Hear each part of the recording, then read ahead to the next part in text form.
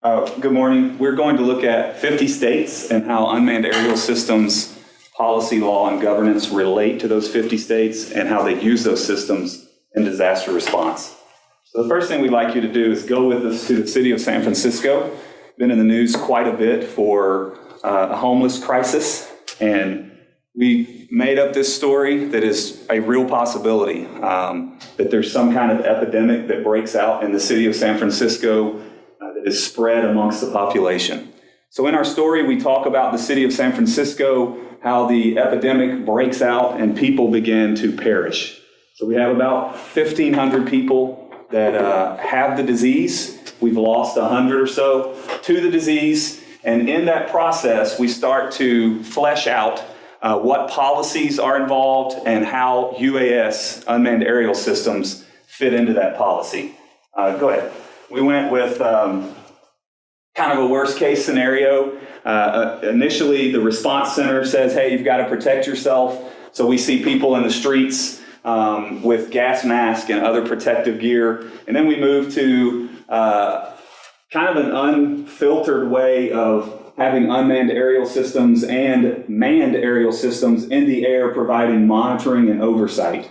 One of the things that we found in our research that Sean will talk about is that manned and unmanned systems are deployed by civilians and also by government agencies in all kinds of disaster situations, but policy does not allow for safe operation of these. So we have a crash in our story where a manned helicopter crashes with an unmanned system. And then we go to our news alert where in the end 50,000 people have perished due to this typhus breakout, which is realistic. And as we kind of flesh out the story, we talk about the necessity to have policy in place so that we can deliver the necessary supplies in a quarantined area. And so our last slide is basically what would policy, law, and governance in semi-perfection look like in San Francisco if this epidemic were to break out. And you can see in our illustration, we have medical tents, we have drones delivering medical supplies, which is actually happening around the world. And we have manned systems flying overhead and obviously coordinating with different agencies, the FAA, local emergency operations centers, and things like that. So basically, our team of highly motivated, skilled Maxwell students worked with the new Autonomous Systems Policy Institute to look at policy, law, and governance in relation to unmanned aerial systems and disaster response. What's our problem? Our problem is that unmanned aerial systems has a great potential to affect disaster response. However, it relies solely on untested technology that is then meshed with policies that, in our experience and research, really don't exist. The governance lines are just not there. The legal ramifications of what can happen in these situations are very broad, and we don't see a whole lot. And so as we looked at that, we kind of developed three hypotheses. Those hypotheses are policy lacks synchronization, capabilities exist in the law, but collaboration on legal issues does not. And then governance, command and control varies from state to state. Each local municipality, each state and federal government, no one had the same understanding of what is what. When we looked at our hypothesis, we decided that we were going to poll all 50 states, and we set some goals. Our initial research goal is that we would make positive contact with 50% of the 50 states. Because I'm a Whitman student too, I know that's 25. Positive contact is defined as we actually talk to a person who has the authority to answer our survey. It doesn't mean they answered our survey. And then we expected a response rate of 30%. So we were looking for 15 states to say, we're going to fill out your survey. And then we said we're going to have a contact log, and we're going to catalog all of our responses, of which we will provide to ASPI later on next week. We developed our research questions in conjunction with the syllabus and in conjunction with Dr. Jamie Wenders at ASPI. We came up with qualitative and quantitative questions. They're all in the 80-something page report that you have. Most of that's the appendix. And we laid those questions out there. We want to point out this is a learning experience for us. We realized, hey, we have some questions that weren't well written. Actually, we had several questions that weren't well written. And so for us, that was a valuable takeaway from this experience. I point out one here, any legal, jurisdictional, or ethical concerns. We're obviously asking 3 questions there. We decided to leave this question in the survey because we'd already polled several states and we wanted everyone to maintain integrity with what they received. Responsiveness by state, we far exceeded our goals. We made positive contact with 96% of the states. Idaho and New Jersey, we were not able to contact. We have 5 states that we contacted in purple that said, hey, we're not going to answer your questions. Various reasons, North Dakota, South Dakota wanted FOIA. Tell us specifically what statute you want us to reference. We didn't have time for that. Illinois and Missouri are involved in flood recovery right now, and they said, leave us alone. We understand that. And the Texas Chief of Staff for their Emergency Management Division said, I want to edit your paper before it's published. And we said, we're not letting you do that either.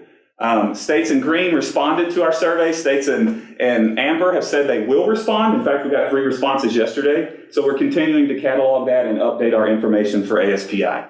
You can see 58% of states we received data from, awaiting response. On the 58%, well exceeds our goal. So we were very happy with that. We were actually shocked. We also polled some federal agencies. They were completely useless in data collection and basically said, go to our website and look at this. Well, we want to ask you some questions. And so we decided to kind of narrow our focus even further to the states. But we did have a lot of awareness with the information that we did read online. So that's about our theme. So Sean is going to go through some of the results. We kind of envision this as a conversation. Sean will talk the whole time, but there's a lot of data and a lot of information. We collected lots of stuff, and he's going to give us some of the highlights. So now I get the fun part of trying to explain what 50 different states, or in this case 27, did and how they're managing the system. And we start this off by a question we didn't even ask. We just assumed with all these capabilities to deliver medical supplies, to see where people are on rooftops, why wouldn't this be in your emergency response cell or emergency management agency? I'll use the term EOC, Emergency Operations Center, just to broadly talk about it. And one of the questions that was completely outside of the survey is just where is it located at? How are you going to collaborate if it's not even built into your EOC cell? We actually found out the state of Alaska has a lot of rules and policies and they're proactive, but the state itself, unless you consider that the state owns the university, their emergency management doesn't own any assets. It's 100% with the University of Alaska. We found a good majority, we're at the county level. You've got states like Tennessee where they literally say, our state law prohibits us from owning or operating them at a state level agency. It's up to the counties. And Pennsylvania that says we're a commonwealth, we leave that to the counties. Fire department made sense in certain states like Colorado where wildfires, that would be important. I'm unsure why fire is the location of UAS in Hawaii, because besides a volcano, it seems like you'd put that right with emergency management, but they have completely different challenges in Hawaii. So this was an interesting thing where we started off. States like Louisiana, my own state, where I saw how bad they were with Katrina, it's not in emergency management. It's actually with the Department of Transportation and the fire department, and the same thing with Florida. Next slide. So in order to answer our questions on whether the policies are synchronized, whether they're collaborative to facilitate the different agencies, we first needed to identify, is it in your emergency management? And we'll see the states in red and green are states that responded, and green are the only ones that actually have it sitting in their emergency management where they can proactively react and respond to disasters. The states in red, yes, some of them do have great programs.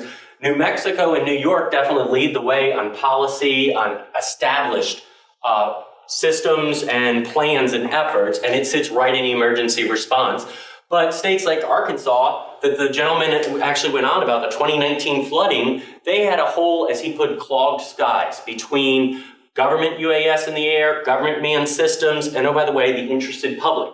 I sat in a restaurant on Magazine Street in New Orleans while we were on vacation. You've got people out there flying them down a busy street. Well, just imagine when there's a flood going on, how interested, how curious people are. And that ends up being a challenge for Arkansas where they don't center this. They don't center operations management, anything within emergency management.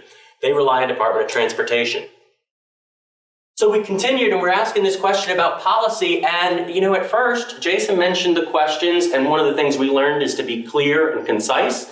Because when we initially look at this, it says 58% of the states that responded actually are leaning forward. They're addressing it with policies on privacy, on how to interoperate between, this one specifically dealt with state, local, and federal.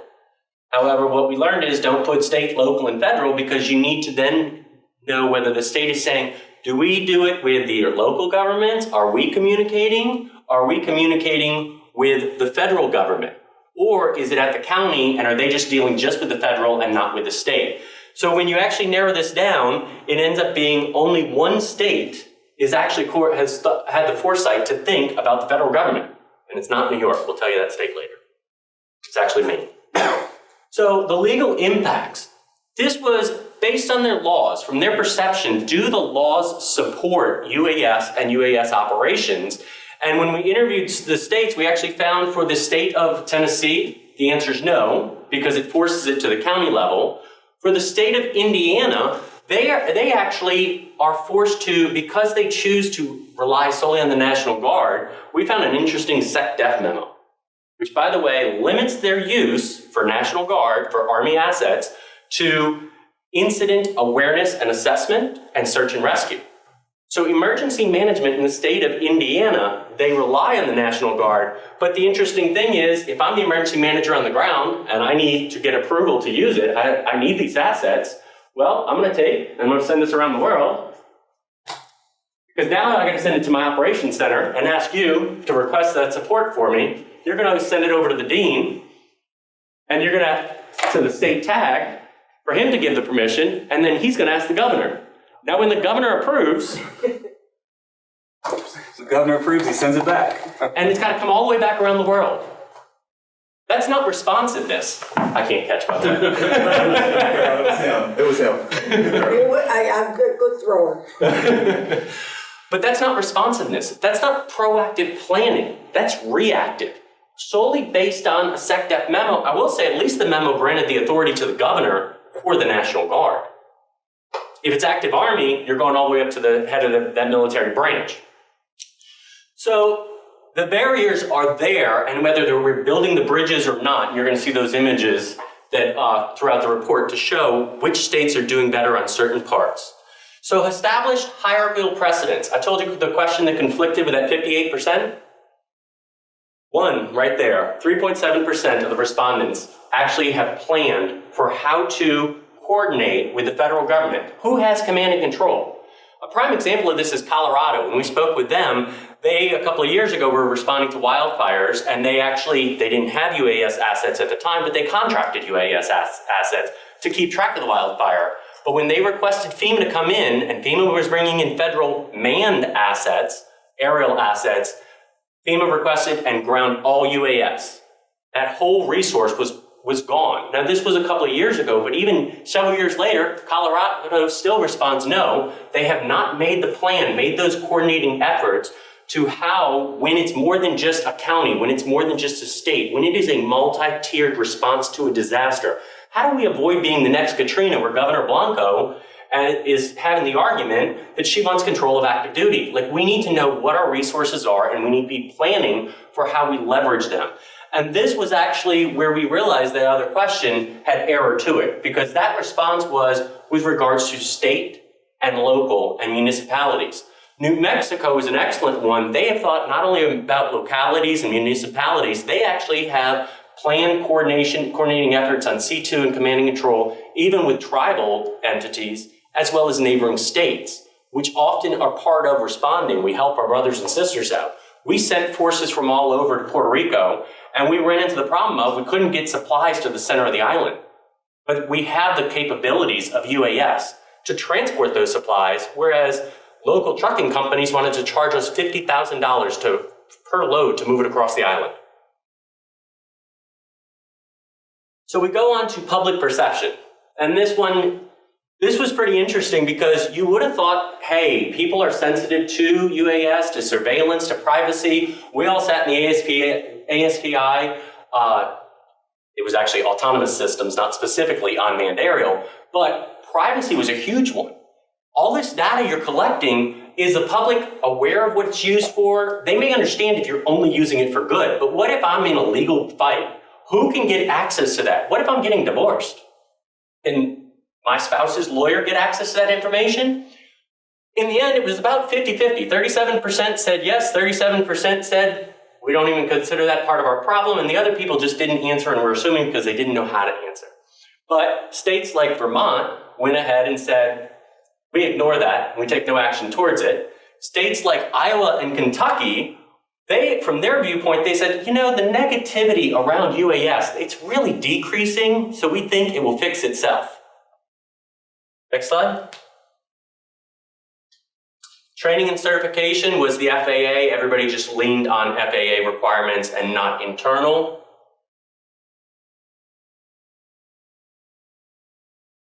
And airspace, this was interesting just because of temporary flight restrictions. It's the same problem that you had in Arkansas, where the airspace ends up clogged because people don't know. You have a process there, but there's no communication and there's no campaign so the public is aware of it. Next slide. Legal jurisdictional, here we run right into Michigan with warrants to other states where do I keep the data indefinitely or do I need to get rid of the data? So Indiana, it's 120 days.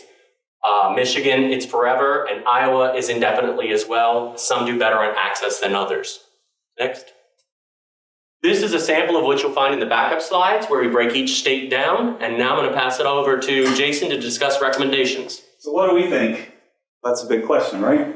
We have several recommendations. Basically, the summary of all the findings, and you'll find 80-something pages of them, is that policy, law, and governance when it comes to UAS is like a big glob of spaghetti. It's just out there. It has nothing to contain it. It has nothing to help it out. And our big recommendations center on ASPI doing further research to help plate that spaghetti. So we have somewhere for it to go, and we can start seeing, oh, these are how the pieces fit together. So here are the recommentions. Lunch today? You don't want to eat that. I don't. It's Dollar Tree. Here are our recommendations. Number one, ASPI collaboration. We're going to recommend that ASPI collaborate with other universities who are research centers. The second one is further research, utilizing undergraduate and graduate projects to kind of push the ball down the court a little bit. And the third one is a research project for executive students focused on a grant program from the federal level. So here's what we think. We want Syracuse University to partner with Mississippi State University and the University of Kentucky, who are the leaders in technology research when it comes to unmanned aerial systems, in conjunction with the University of Alaska at Fairbanks, who is the leader of capabilities integration with unmanned aerial systems. So by putting policy, technology, and capabilities together, we really think we can address policy issues before we need to know what's the policy issue. We put the University of Hawaii on there simply because they have a system and we think it'd be a cool location for a forum in January of 2021. Get out of Syracuse. We talk more about this in the report. Our second recommendation is to utilize an undergraduate project in conjunction with the graduate project. Undergraduates would research past experiences of emergency response and say, what if there were unmanned aerial systems there? So they're looking at policy shortfalls and saying, how would unmanned aerial systems fit into that? And then we pass it over to the graduate students, the regular graduate students, I guess is what they're called, who would look at how do we quantify the impact economically of those shortfalls. And so we would take those two things and work together. I think the most creative part about this recommendation is that we really think it's an opportunity for the graduate students to collaborate with and provide in an advisory capacity some direction for the undergraduate students. I know that probably poses some academic challenges, but if someone's going to go on and do further research at the doctoral level, why not give them the opportunity to start kind of supervising researchers? Our third recommendation on the grant program, research and develop the federal grant program, possibly at DHS. We've thought through a matching grant. We thought through a 100%, we're just going to pay for it. We know states do not want to be dictated to by the federal government. This is what you will do. But we also know that states are quick to comply when money's involved. And we want our share of the money, so we will comply. What would that look like? How could we look at other grant programs? How do we start making those recommendations to the federal government to say, hey, you can bring some plate to these noodles if we get there? We all wholeheartedly believe that this is to be continued.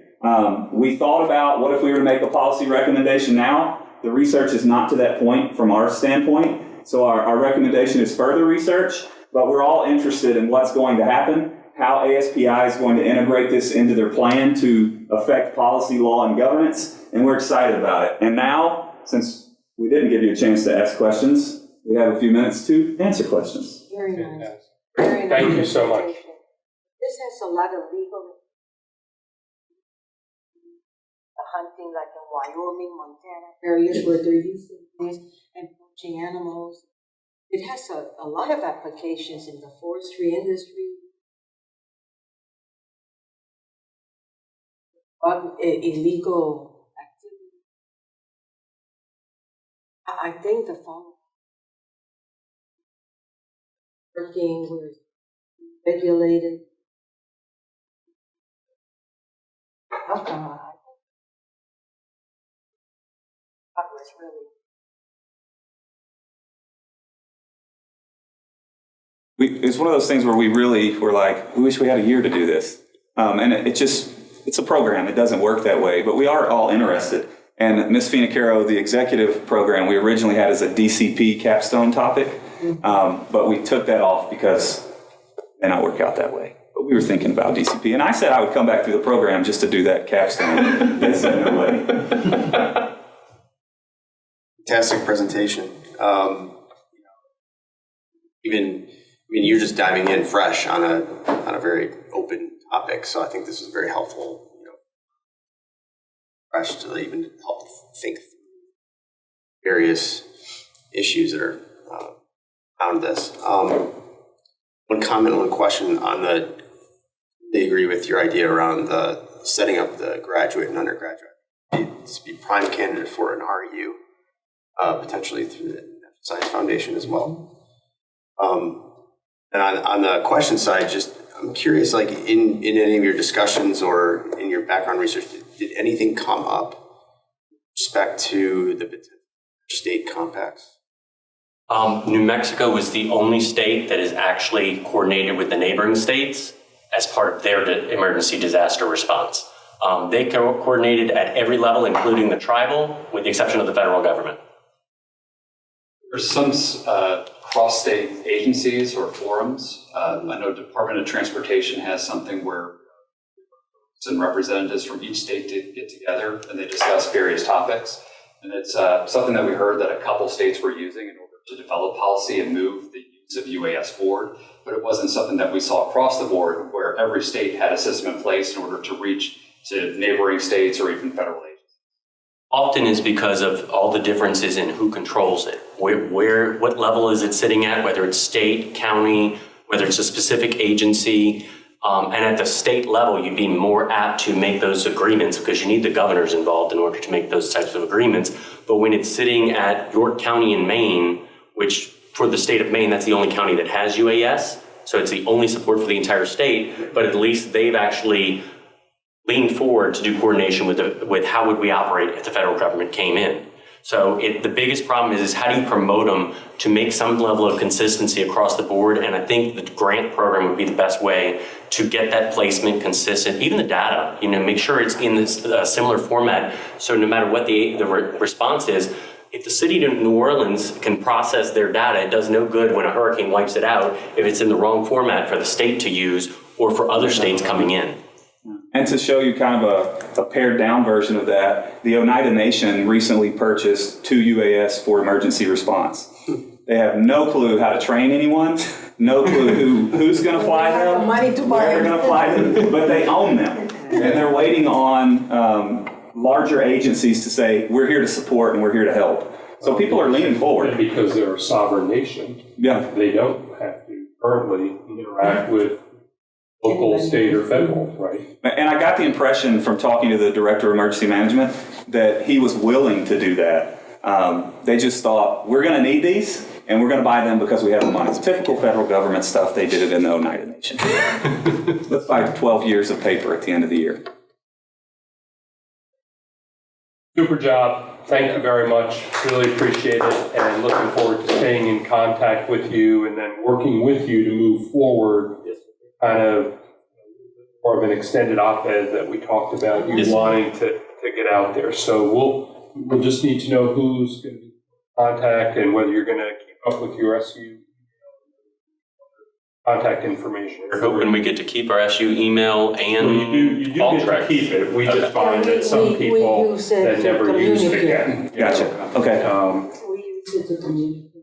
Perfect. So how's the best way to communicate that information? Just send it to myself and Jamie. Okay.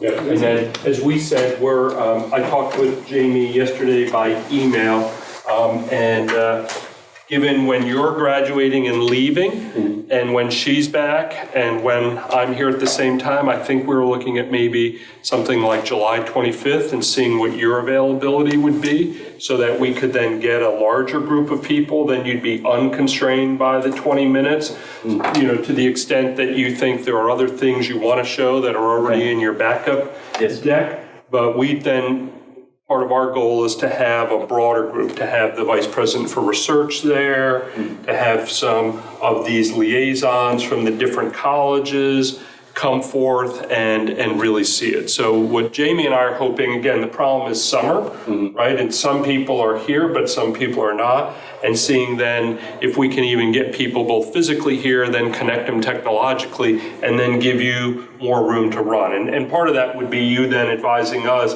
how much room you want to run. I mean, you may say, look, we only want to do 30 minutes, and then let's tee up some things and have a broader discussion, because as you heard at the all-day symposium, privacy was a big issue, but there were so many different interdisciplinary stakeholders there that this presents some really interesting opportunities for us to talk about. As you said, differences between Tennessee and Maine are going to be a real draw to the people in Maxwell.